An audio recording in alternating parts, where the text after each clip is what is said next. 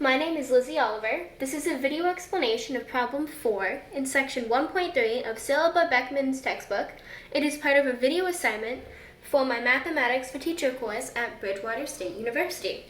And so today we are going to be comparing decimals on a number line. So this is our first problem right here.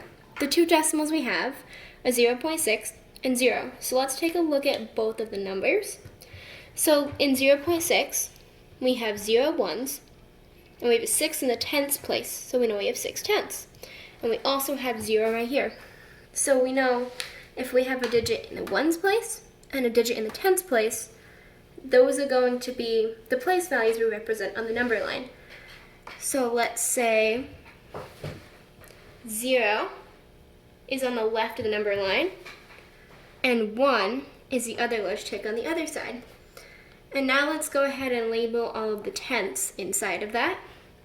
So we have 1 tenth, 2 tenths, 3 tenths, 4 tenths, 5 tenths, 6 tenths, 7 tenths, 8 tenths, 9 tenths, and then we have 10 tenths, and 10 tenths is 1.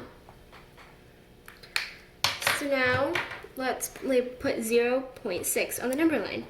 So 0.6 is right here, and then 0 is all the way over here. So on a number line, we know that the further left you go, the smaller your number is, and 0 is to the left of 0.06, so we know that 0.6 is greater than 0. Alright, so now we'll move on to our second set of decimals that we're going to be comparing. So we have 0.00 and 0.7. So let's take a look at the numbers. So in 0.00, we have 0 ones, 0 tenths, and 0 hundredths. And in this number right here, we have 0 ones and 7 tenths. Now it makes it a little more confusing to put this on a number line, because this decimal right here goes all the way out to the hundredths place, and this one only goes to the tenths place. However, if we take a look back at this number, we have 0 hundredths. And since there are no hundredths there, we can get rid of that 0. So 0.00 is also equivalent to 0.0. And now that we have both numbers in the ones and tenths places, it is a little bit easier to put them on a number line. So let's start by putting 0 and 1 as our large tick marks, because those are the ones place. And now let's label the tenths, just like we did last time. So that would be 0.1, 0.2, 0.3, 0.4, 0.5, 0.6, 0.7, 0.8, 0.9, and then we have 10 tenths, which is 1. Alright, so let's put them on the number line. So 0.00. If this right here is 0.1, then 1 back from that is 0.0. So we can add that to our number line. And then we have 0.7, so 0 ones and 7 tenths, which is right over here. And in the last example, we talked about how the smaller the number, the further left it is in the number line. And we can see right here that 0 is further left than 0.7. So we know that 0.00 is less than 0.7.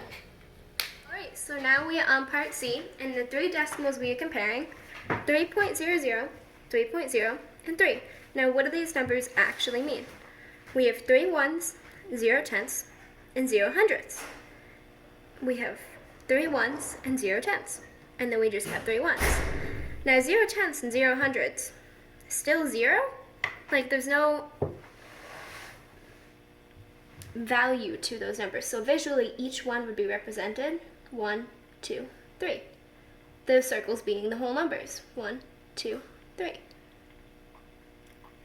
So each of these decimals is equal to 3. Now, to look at it in another way visually, we can put them on a number line. So this first number line up here, we're going to do ones and tenths. So we have 3.0, 3.1, 3.2, 3.3, 3.4, 3.5, 3.6, 3.7, 3.8, 3.9, and then 3 and 10 tenths is 4. So when we put that on the number line, 3 would go right here. And now let's zoom in. And what I mean by that is we take this small section of the number line and we make it a little bigger and more visible. So now we have the tenths place as the large ticks, and we're going to do the hundredths place as the small ticks. So we have 3.0 and 3.1. So in between that would be 3.01, 3.02, 3.03, 3.04, 3.05, 3.06, 3.07, 3.08, 3.09, and then 3 and 10 tenths is equivalent to 3.1. So 3.0 is right here on the number line. And notice how this section is the same as this, and 3 and 3 are in the same spot on the number line. So let's do it one more time. We're going to take this small section right here to blow it up to the hundredths place being the large tick marks and the thousandths being the small tick marks. So let's do 3.001, 3.002, and so on. 4, 5, 6, 7, 8, 9, and then 3.01. So 3.00 would be right here on the number line. And notice how they're all sections of the same number line, and the 3's all in the same spot. Therefore, we can confidently say that 3.00 is equal to 3.0, which is also equal to 3. Alright, so we are on part D, and the last two decimals we are comparing are 0.77 and 0.7777. 0.77 has 7 tenths and 7 hundredths in it. And 0.7777 has 7 tenths, 7 hundredths, 7 thousandths, and 7 ten-thousandths. Now just looking at the two numbers, it might be a little bit confusing to see which one is bigger. So that is why we put them on the number line. And I already started the first number line for us. So, because there are 7 tenths and 7 hundredths in this number, that is what we are going to start with on one of the large tick marks on the first number line. And then we go to 0.78, which is the next hundredth following 0.77. And in between that, we have the hundredths. So 0.7777 would fall somewhere between 0.777 and 0.778. So it would fall right here. And then 0.77 is around here.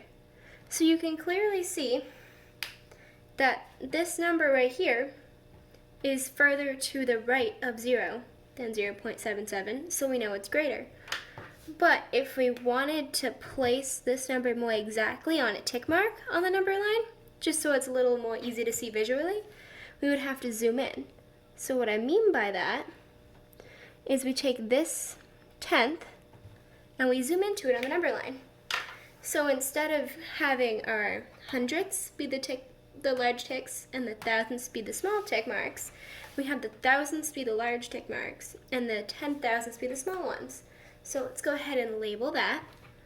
So it would start with 0.7771, 7772, and we're just going to continue to the end. 4, 5, 6, 7, 8, And so we can now see that that number falls right here. And once again, we can clearly see that it is farther to the right of 0, so we know it is a larger decimal than 0.77. So we can put down here that 0.7 is less than 0.7777.